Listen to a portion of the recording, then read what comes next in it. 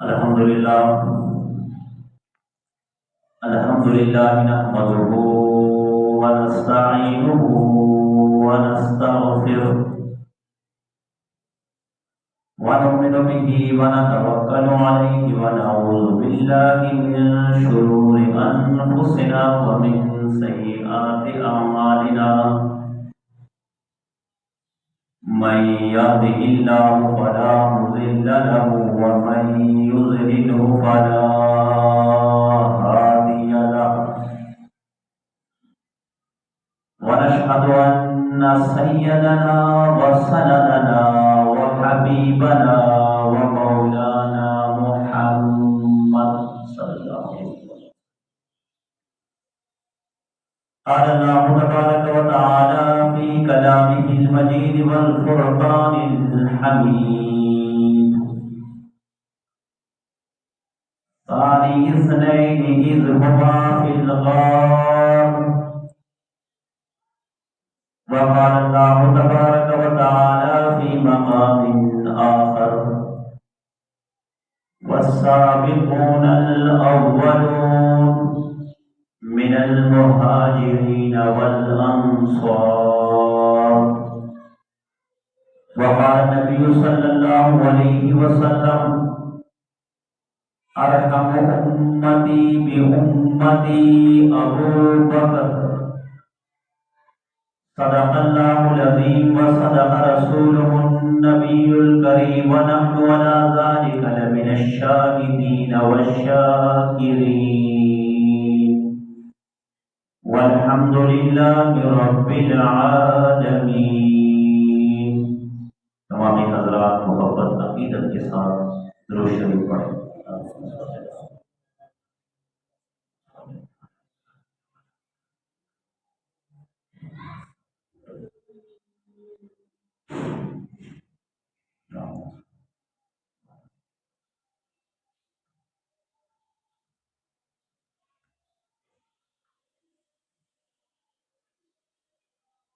حمد و سلام کے بعد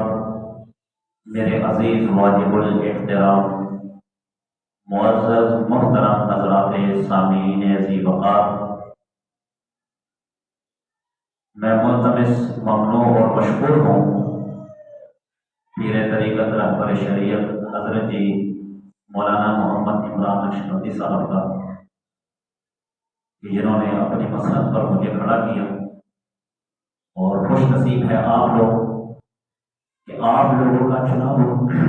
اللہ رب العزت کر کے آپ کو مسجد میں لے آتے ہیں. میرے دوستو، چند گزارشات آپ کے گوش و گزار جماعت الثانی یعنی حضرت ابو بکر صدیق رضی اللہ تعالیٰ عنہ کی شان کے حوالے سے کرنا چاہتا ہوں. میرے دوستو، جناب نبی کریم صلی اللہ علیہ وآلہ وسلم کو اللہ رب العزت نے جتنے بھی اصحاب آپ کو دیے ہیں، جنہوں نے آپ کا کلمہ پڑھا ہے، جنہوں نے آپ کی نبوت کو دیکھا ہے، جنہوں نے آپ کی سیرت صورت اخلاق کو دیکھا ہے، وہ صحابہ بڑے افضل ہیں. ان کی افضلیت اس چیز کی شاہد ہے کہ قرآن مجید فرقان حمید میں اللہ رب العزت نے جا بجا حضرات صحابہ کرام رضوان اللہ علیہ مجمعین کی تعریف فرمائی ہے، اور احادیث نبویہ میں جا بجا حضرات صحابہ کرام رضوان اللہ علیہ مجمعین کی شان بیان فرمائی ہے. ایک موقع پر اللہ کے نبی حضرات صحابہ کرام کے بارے میں فرماتے ہیں، اصحابی کا نجوم فبأیہم اقتدیتم اہتدیتم، کہ میرے صحابہ جو ہے یہ ستاروں کے مانند ہیں، آپ ان میں سے کس کی بھی ابتدا کریں گے تو آپ کامیاب و کامران ہو جائیں گے، آپ کو ہدایت کا راستہ مل جائے گا. اور دوسری جگہ حضرات صحابہ کرام کے بارے میں فرمایا، اللہ فی اصحابی لا تتخذوهم من بعدی غرضا فمن احبهم فبحبی احبهم ومن ابغضهم فببغضی ابغضا. فرمایا کہ میرے صحابہ کرام کے بارے میں اللہ سے ڈرو،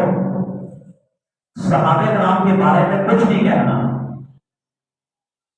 اور یہ فرمایا فمن احبہم فبحبی احبہم، کہ جو ان سے محبت کرتا ہے، جو ان سے پیار کرتا ہے، جو ان سے الفت رکھتا ہے، گویا کہ وہ مجھ محمد صلی اللہ علیہ وآلہ وسلم سے محبت کرتا ہے، اور جو رسول اللہ سے محبت کرتا ہے وہ در حقیقت اللہ جل جلالہ سے محبت کرتا ہے۔ اور آپ نے فرمایا کہ جو ان سے بغض رکھتا ہے، ان کے بارے میں اپنے دل کو گندا کرتا ہے، تو دراصل ان کی یہ نفرت اس چیز پر مبنی ہے کہ یہ رسول اللہ صلی اللہ علیہ وآلہ وسلم سے بغض رکھتے ہیں، اور در حقیقت ان کا بغض پھر وہ اللہ جل جلالہ تک پہنچتا ہے کہ جو بغض رسول اللہ سے بغض وہ اللہ تک پہنچتا ہے کہ یہ اللہ سے بغض رکھتے ہیں۔ دین اسلام کا معیار دو چیزوں پر ہے، دو چیزوں پر رکھا گیا ہے۔ دو چیزوں میں پہلی چیز اہل بیت اطہار اور دوسری حضرات صحابہ کرام رضوان اللہ علیہم اجمعین، یعنی کہ نہ اہل بیت کا انکار کیا جا سکتا ہے اور نہ ہی حضرات صحابہ کرام رضوان اللہ علیہم اجمعین میں سے کسی کا انکار کیا جا سکتا ہے۔ اگر دین اسلام کو اپنانا ہے، دین اسلام پر آپ نے عمل کرنا ہے، دین اسلام کو آپ نے آگے پہنچانا ہے، دین اسلام کو صحیح معنوں میں آپ نے لینا ہے، صحیح معنوں میں سمجھنا ہے، الف سے لے کر والناس تک، والناس سے لے کر الف لام میم تک۔ اگر قرآن مجید کو صحیح معنوں میں سمجھنا چاہتے ہیں تو اس میں آپ کو اہل بیت کا سہارا بھی لینا پڑے گا اور حضرات صحابہ کرام رضوان اللہ علیہم اجمعین کا بھی سہارا لینا پڑے گا۔ یہ باتیں جناب نبی کریم صلی اللہ علیہ وآلہ وسلم نے ہمیں دی ہے، اور حضرات صحابہ کرام اہل بیت اطہار اس وقت جب میرے پاک پیغمبر پر وحی آتی تھی تو اس وحی کو نقل کرنے والے، اس وحی کو لکھنے والے، اس امت کے کونے کونے گوشے گوشے تک پہنچانے والے، ان میں دو ہستیوں کا ہاتھ ہے، ایک میں حضرات صحابہ کرام اور ایک میں اہل بیت اطہار۔ ان دونوں کا ہاتھ ہے،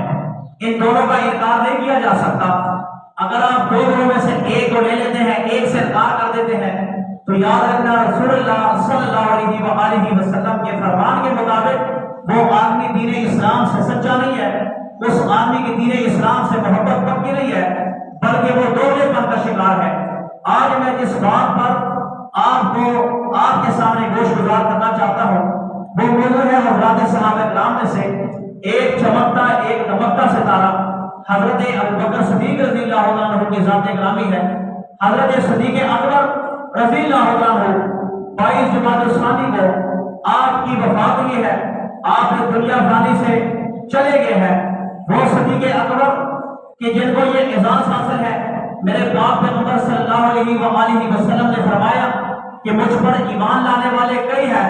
مگر جو مجھ پر ایمان لاتا گیا اس نے ضرور تصدیق کی ہے،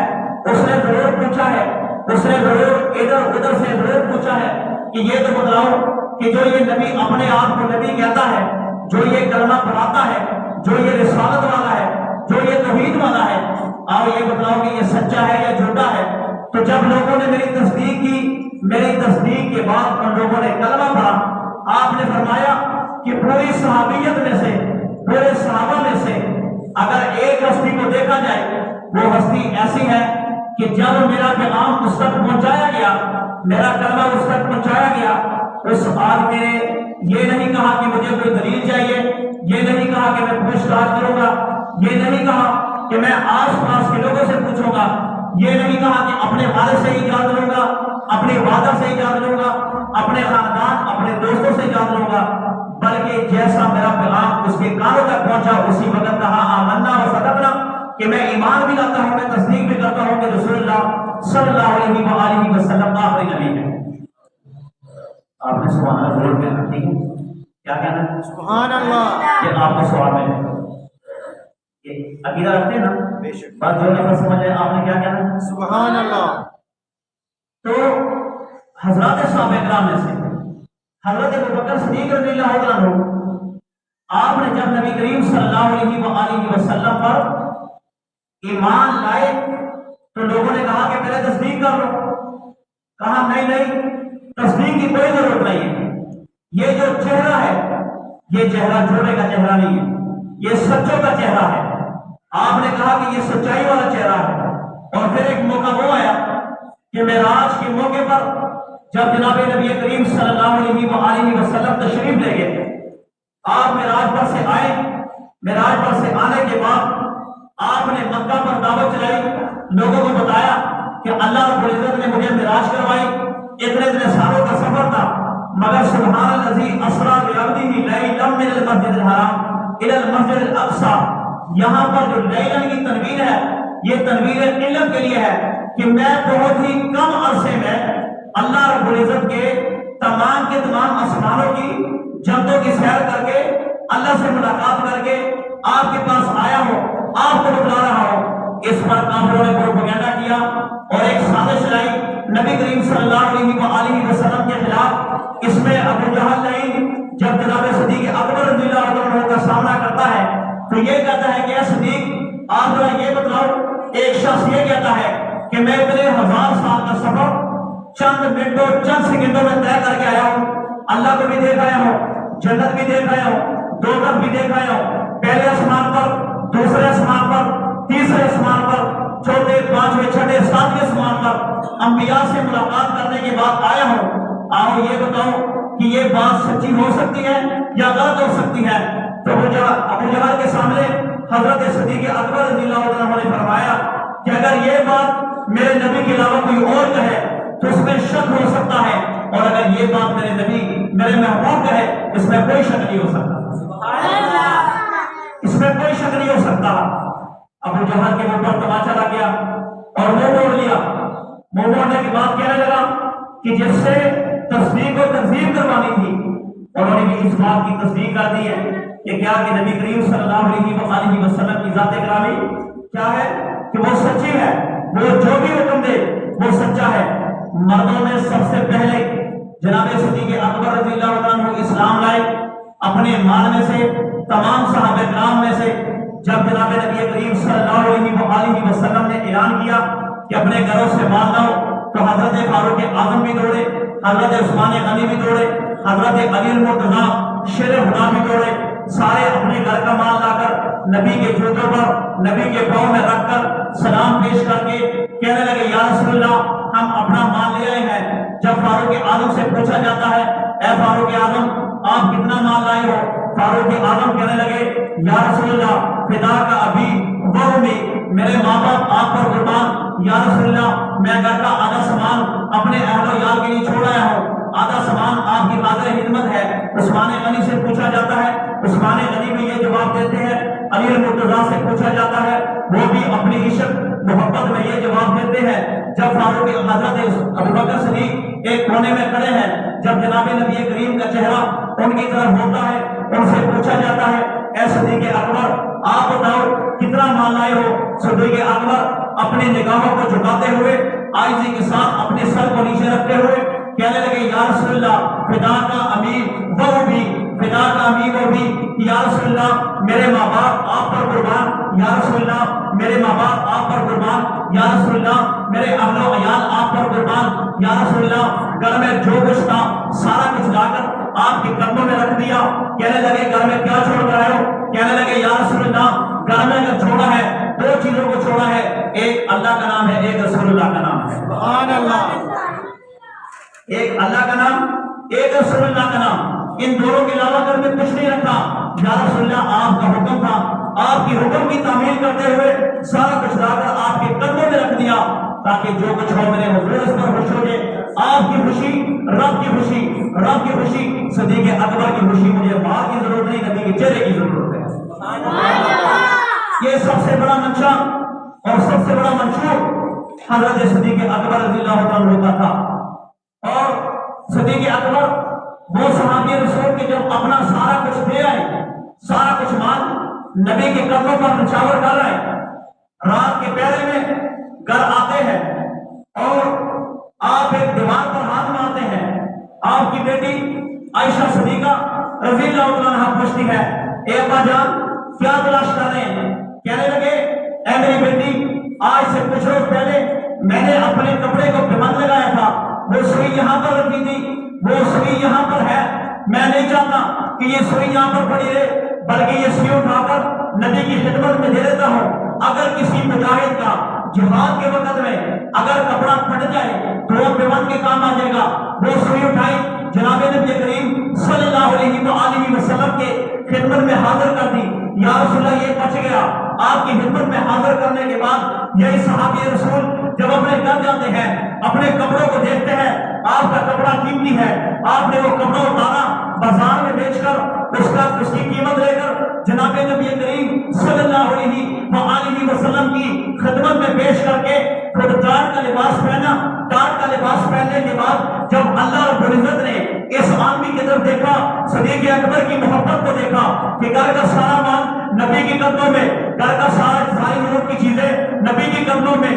گھر کی سارا کا سارا جو سامان تھا توشہ تھا نبی کی قدموں میں پیش کر دیا. ایک سوئی کی تھی وہ بھی نبی کی قدموں میں پیش کر دی. اور جب وہ قیمتی لباس جو ضرورت تھی اگر نہ بھی دیتے اس پر گناہ نہیں, اگر نہ بھی دیتے تب بھی عاشق کے زمرے میں آتے, اگر نہ بھی دیتے تب بھی نبی کے امتی کہلاتے, اگر نہ بھی دیتے تب بھی نبی کے وفادار کہلاتے, اگر نہ بھی دیتے تب بھی نبی کے جانشین کہلاتے. مگر اپنے کپڑے کا سارا اپنا کپڑا اتار کر بیچ کر نبی کی خدمت میں پیش کر کے اللہ رب العزت نے جبرائیل امین کو کہہ دیا, 7 فرشتوں کو کہہ دیا کہ جاؤ ٹاٹ کا لباس پہنو, نبی کی خدمت میں جاؤ, نبی کو سلام کرو. جب جبرائیل امین میں اور جبرائیل امین کے پیچھے فرشتوں نے ٹاٹ کا لباس پہنا, ٹاٹ کا لباس پہننے کے بعد پاک پیغمبر کے سامنے تشریف لائے. پاک پیغمبر نے دیکھا جبرائیل نے ٹاٹ کا لباس پہنا ہوا ہے. پاک پیغمبر نے دیکھا جبرائیل کے پیچھے ایک صفے لگی ہوئی ہے, قطار لگا ہوا ہے.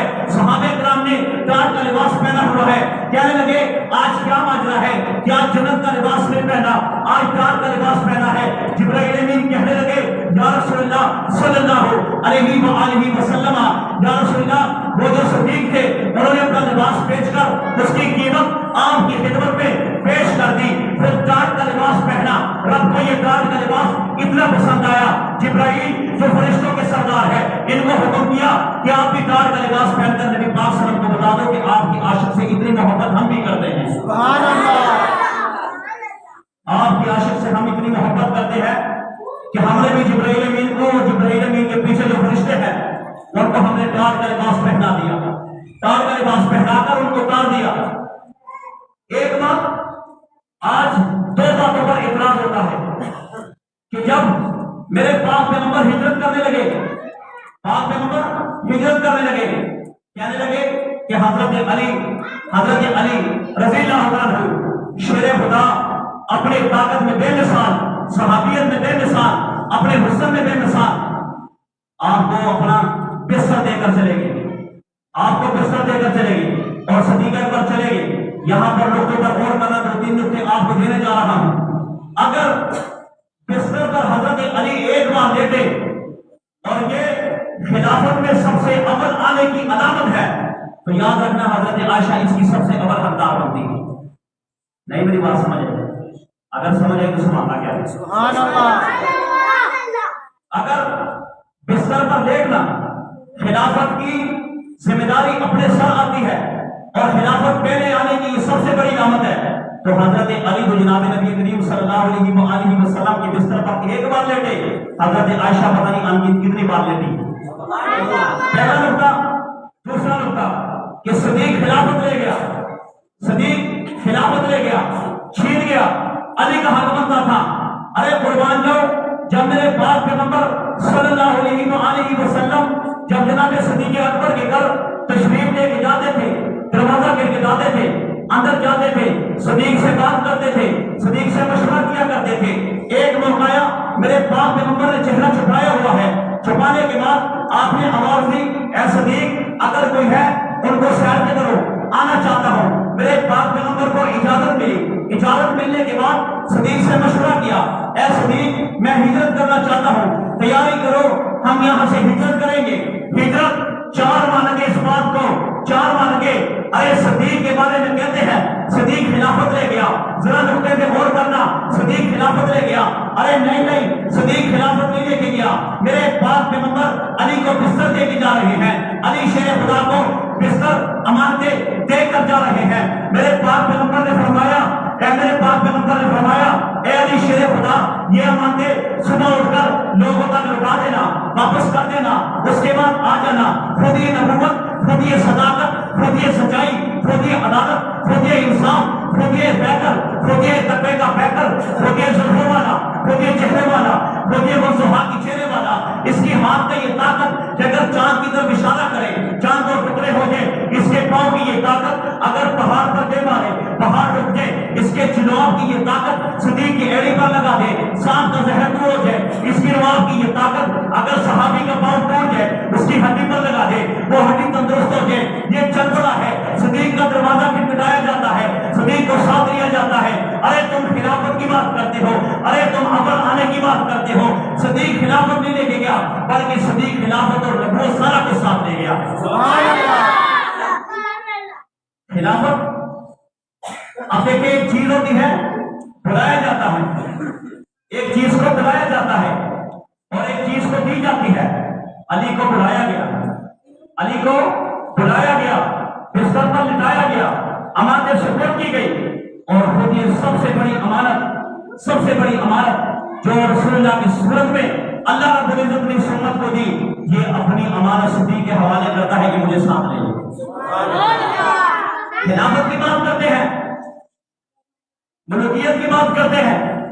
صدیق اکبر کو اگر محبت کی تو خلافت صدیق جناب نبی کریم صلی اللہ علیہ وسلم کی زلفوں سے تھی۔ صدیق اکبر جب یہ سفر چلا، یہ سفر چلتے چلتے چلتے ایک پہاڑ آیا، پہاڑ آیا تو وہاں پر جناب صدیق اکبر بیٹھ گئے۔ جب بیٹھ گئے تو نبوت نے پوچھا صداقت سے، ارے بتاؤ کیا کرنے لگے ہو؟ کہا یا رسول اللہ بیٹھنے لگا ہوں۔ اچھا کیا کرو؟ یہ نبوت اور صداقت ہے، نبوت نبی کریم صلی اللہ علیہ وسلم، صداقت صدیق اکبر رضی اللہ عنہ۔ کہنے لگے یا رسول اللہ بیٹھنے لگا ہوں، اب کیا کرو؟ کہنے لگے یا رسول اللہ اس کندھوں پر سوار ہو جائیے، میں اس تکلیف کو برداشت نہیں کر سکتا۔ اگر صدیق اکبر کہنے لگے میں اس تکلیف کو برداشت نہیں کر سکتا کہ میرے پیغمبر پاک صلی اللہ علیہ وسلم کے پاؤں میں کوئی سوئی، کوئی روڑا اور کوئی چیز ڈب جائے، بلکہ صدیق اکبر اس تکلیف کو برداشت کرے گا۔ آپ نے پاک پیغمبر کو کندھوں پر بٹھایا، کندھوں پر بٹھا کر اس پہاڑی پر چڑھایا، چڑھانے کے بعد جب غائب سور آیا، غائب سور میں پاک پیغمبر داخل ہونے لگے، کہنے لگے یا رسول اللہ نہ آپ رک جائیے، آپ یہاں پر ٹھہر جائیے، آپ یہاں پر رک جائیے، آپ صرف دعا کیجئے میرے پاک پیغمبر کا یہ جانثار، میرے پاک پیغمبر کا یہ سپاہی، میرے پاک پیغمبر کا یہ عظیم شاگرد اس غار کے اندر جا کر صفائی کر کے سارا گند بال نکالنے کے بعد جو سوراخ تھے اپنے کپڑوں کی ٹاپیاں بنا کر اس سوراخوں میں گھسیڑ کر جب ایک دو سوراخ رہ جاتے ہیں، سوراخ جانے کے بعد میرے پاک پیغمبر کو اندر بلایا جاتا ہے۔ پاک پیغمبر کے چہرے پر تھکاوٹ کے آثار نمودار ہے، میرے صدیق اکبر جھولی بٹھا کر بیٹھ جاتے ہیں اور نبوت کو دعوت دی جاتی ہے کہ نبوت آپ صدیق اکبر کی رانوں پر آرام فرمائیے، میرے پاک پیغمبر کا سر نبوت کا سر صداقت کی رانوں پر اور اپنی ایڑیاں وہاں پر لگا کر میرے پاک پیغمبر کا چہرہ دیکھا جاتا ہے، میرے پاک پیغمبر کی زلفوں کا دیدار کیا جاتا ہے۔ پاک پیغمبر آرام کر رہے ہیں، نبوت آرام کر رہی ہے، صداقت کبھی آنکھوں کو دیکھتی ہے، صداقت کبھی چہرے کو دیکھتی ہے، صداقت کبھی زلفوں کو دیکھتی ہے، صداقت کبھی سینے کو دیکھتی ہے، صداقت کبھی پاؤں کو دیکھتی ہے، صداقت کبھی ہتھیلیوں کو دیکھتی ہے، صداقت کبھی پاک پیغمبر کے اذنین کو دیکھتی ہے، کبھی پاک پیغمبر کے شفتین کو دیکھتی ہے، کبھی پاک پیغمبر کے عینین کو دیکھتی ہے، کبھی پاک پیغمبر کے صدر کو دیکھتی ہے۔ ارے قربان جو یہ صدیق کا آپ کہتے ہیں خلافت لے گیا، بلکہ نہ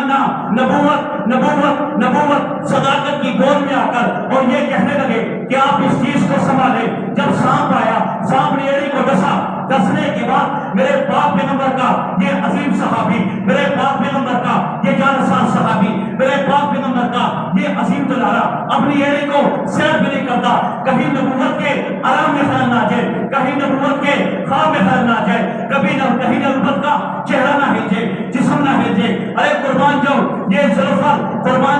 صداقت والے پر قربان جاؤ، صداقت کے اٹھنے پر قربان جاؤ، صداقت کے بیٹھنے پر جب سامنے ڈسا آپ کی آنکھوں سے تکلیف کی وجہ سے، درد کی وجہ سے آنسو نکلتا ہے، آج آپ کا آنسو گرے تو کسی کی چولی میں گرے، آپ کا آنسو گرے کسی زمین کے ٹکڑے پر گرے، آپ کا آنسو گرے آپ کی جسم پر گرے، آپ کا آنسو گرے آپ کی ماں کی گود میں گرے، آپ کا آنسو گرے آپ کے بچے کے سر پر گرے، میں قربان جاؤں اس صداقت والے پر، میں قربان جاؤں اس صداقت والے کے چہرے پر، میں قربان جاؤں اس صداقت والے کی وفاداری پر کہ جب آپ سامنے ڈسا، سامنے ڈسنے کے بعد جب آنسو نکلتا ہے، یہ آنسو زمین پر نہیں گرتا، یہ آنسو ان کے سینے پر نہیں گرتا، یہ آنسو غائب شور میں نہیں گرتا، یہ آنسو بٹی کے کسی زرے پر نہیں گرتا، جب یہ آنسو گرتا ہے تو نبوت کے چہرے پر گرتا ہے۔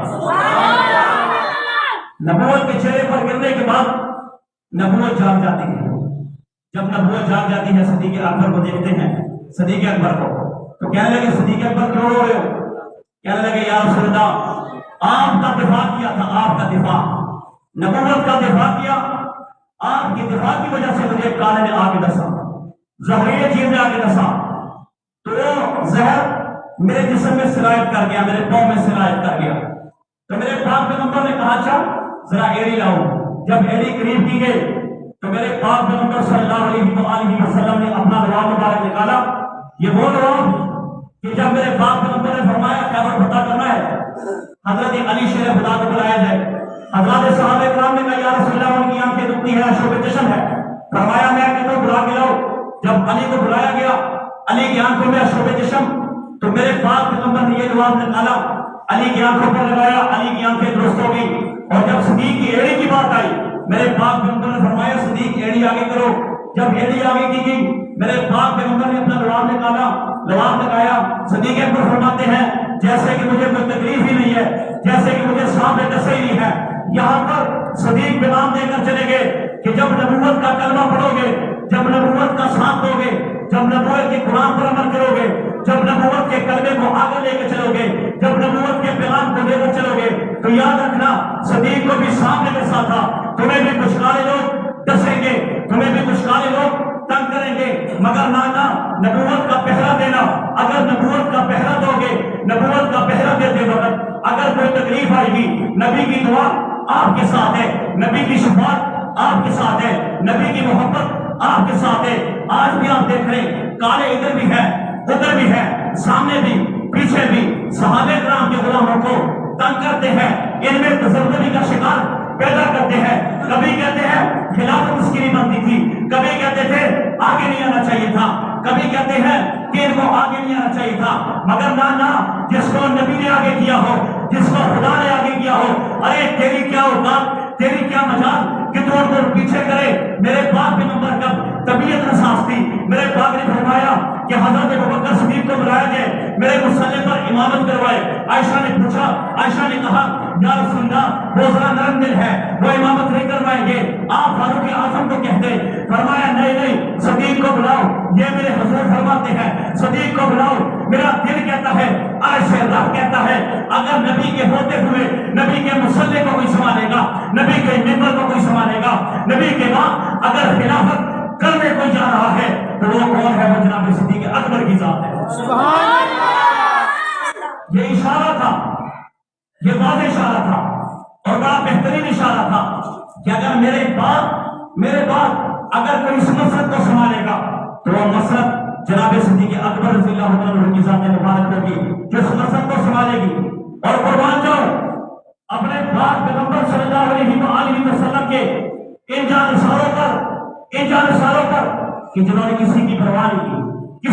نہیں کی، اگر پرواہ کی تو جناب نبی کریم صلی اللہ علیہ وسلم کے چہرے کی پرواہ کی، ان کو ناراض نہ کیا۔ اگر والد بیچ میں آئے، والد دیوار بنے، والد کو ہٹا دیا، اگر بیوی آئی بیوی کو ہٹا دیا، اگر اولاد آئی اولاد کو ہٹا دیا۔ صدیق اکبر اور ان کے والد ایک چارپائی پر بیٹھ کر گفتگو ہو رہی ہے۔ صدیق اکبر کے والد ابو قحافہ نے صرف اتنا کہہ دیا کہ جو تیرے نبی پر کتاب اتری، تیرے نبی پر قرآن مجید اترا، اور جو میرے نبی پر تورات اتری، تیرے نبی کی کتاب سے یہ کتاب افضل ہے۔ تو روایات میں آتا ہے کہ صدیق اکبر نے اپنے والد کے منہ پر تماچا مار کر چارپائی سے نیچے گرا دیا، چارپائی سے نیچے گرانے کے بعد والد کی طرف دیکھا نہیں، کہا یہ گستاخ، یہ بے ادب جو میرے نبی سے محبت نہیں کرتا، یہ میرا والد نہیں ہے، چھوڑ کر چلے گئے۔ جب رسالت مآب نبوت کے دربار میں فیصلہ آیا، جب نبوت نے پوچھا ارحم امتی بے امتی ابو بکر، اے ابو بکر تو بڑا رحم دے گئے، یہ کیا کیا؟ والد کے منہ پر تماچا مار دیا، کہنے لگے لو کان سیف منی قریب لضربت عنقا، یا رسول اللہ یہ تو میں نے چپیڑ ماری ہے، یہ تو میں نے تماچا مارا ہے، یہ تو میں نے ہاتھ استعمال کیا ہے۔ رب ذوالجلال کی قسم جس نے آپ کو نبوت والا بنا کر بھیجا، جس نے رسالت والا بنا کر بھیجا، جس نے بہتر اخلاق بنا کر بھیجا، جس نے آپ کو کتابت دی، جس نے آپ کو تمام کے تمام نبیوں پر بادشاہت عطا کی، اگر میرے ہاتھ میں تلوار ہوگی میں اپنے باپ کو گستاخ سمجھ کر قتل کر دیتا ہوں۔ ہمیں یا رسول اللہ کسی سے محبت نہیں، محبت ہے تو آپ کی وجہ سے، الفت ہے تو آپ کی وجہ سے۔ اور پھر بدر کے مقام پر وہ واقعہ بھی چشم فلک نے دیکھا کہ باپ اور بیٹے آپس میں ٹکرا رہے ہیں، ایک نبوت کی طرف سے اور ایک جہالت کی طرف سے، ایک ابو جہل کی طرف سے بیٹا اور نبوت کی طرف سے باپ۔ جب ان کا ٹکراؤ ہوتا ہے، ختم ہو جائے، گھروں میں آئے، جب گھر میں آئے تو اب یہ ابو جہل کی طرف سے پہرے داری کرنے والا بیٹا کہنے لگا ابا جان آپ میری تلوار کی نوک کے نیچے 2 سے 3 مرتبہ آئے، مگر میں نے آپ کو چھوڑ دیا۔ کیوں چھوڑا؟ کہ آپ میرے والد ہیں۔ صدیق اکبر نے غصے سے اپنے چہرے کو اٹھایا اور جلال میں آ کر اپنے بیٹے کے چہرے کی طرف دیکھ کر کہنے لگے اے میرے بیٹے، رب ذوالجلال کی قسم جس نبوت کا میں نے کلمہ پڑھا ہے، جس نبوت کی وجہ سے باپ کو تھپڑ مارا ہے، جس نبوت کی وجہ سے میں نے مکہ میں اپنے خاندان، اپنے رشتہ داروں، اپنے دوستوں کو چھوڑا ہے، رب ذوالجلال کی قسم اگر میری تلوار کی نوک کے نیچے ایک بار بھی آ جاتا میں تجھے نبی کا گستاخ سمجھ کر قتل کر دیتا۔ ہمیں اولاد سے محبت نہیں، ہمیں باپ سے محبت نہیں، ہمیں محبت ہے تو جناب رسالت مآب صلی اللہ علیہ وآلہ وسلم سے محبت ہے۔ یہ الفاظ کس کے؟ یہ الفاظ صداقت کے ہیں۔ یہ الفاظ کس کے؟ یہ الفاظ اس کے ہیں کہ جس نے اپنی بیٹی عائشہ نبی کے نکاح میں دی۔ یہ الفاظ کس کے ہیں کہ جس نے اپنے گھر کا سارا مال لا کر نبی کی قدموں میں پیش کر دیا۔ یہ الفاظ کس کے ہیں جس نے اپنا تن من دھن سارا کچھ نبی کے قدموں پر قربان کرنے کے بعد کہنے لگے یا رسول اللہ مجھ سے راضی ہو جاؤ۔ سبحان اللہ۔ یہ الفاظ اس کے ہیں۔ اب معراج کے سفر پر آئے۔ معراج کا سفر ایک سفر 2 ساتھی، ایک سفر کتنے ساتھی؟ بولے کتنے ساتھی؟ 2 ساتھی۔ ایک سفر 2 ساتھی، ایک ساتھی جبرائیل نوریوں کا سردار ہے اور ایک ساتھی صدیق اکبر افضل البشر بعد الانبیاء، نبیوں کے بعد اگر انسانیت میں سب سے افضل جو ہے وہ کون ہے؟ اس کو قرآن مجید کہتا ہے کہ یہ کون ہے؟ یہ جناب نبی کریم صلی اللہ علیہ وسلم کا